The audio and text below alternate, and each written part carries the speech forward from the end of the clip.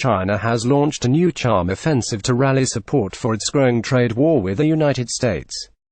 Opinion pieces being placed in newspapers around the world, under the byline of the local Chinese ambassador, insist that Beijing strictly follows the World Trade Organization's (WTO's) rules-based international trade regime.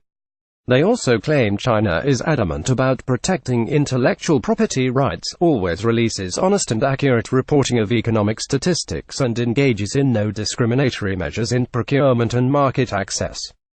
As we know, Washington has been slapping tariffs on Chinese imports because of, in the newspaper articles, the Chinese ambassadors say all four of these reasons are baseless. Clearly these diplomats grossly underestimate the intelligence of Western newspaper readers. The fact is, representatives of the People's Republic are just not very good at public diplomacy in the West.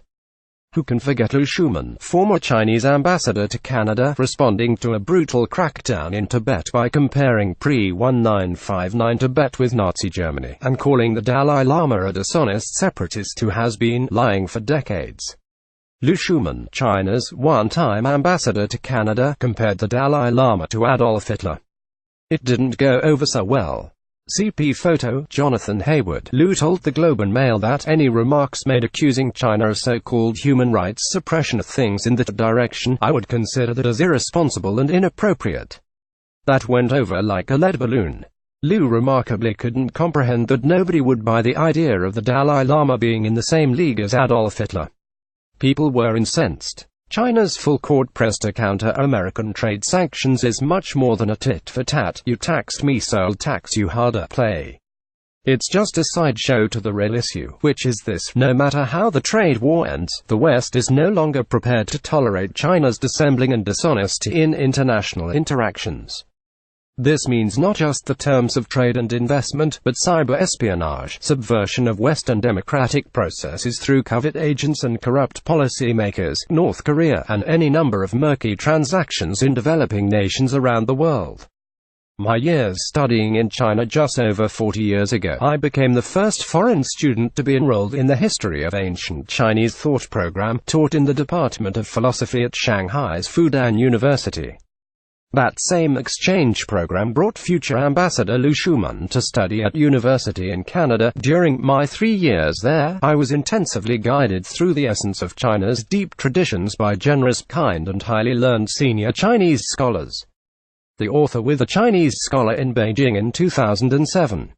Author provided, it was a great privilege for me.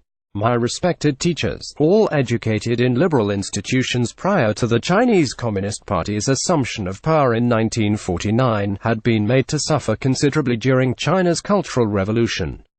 But they were remarkably free of bitterness about the fate. These gentlemen, now long gone, but alive in the hearts and minds of all the students they touched, including this Canadian, possessed great qualities of high-mindedness. They taught me well that the Confucian ethic is one of open honesty and broad-mindedness.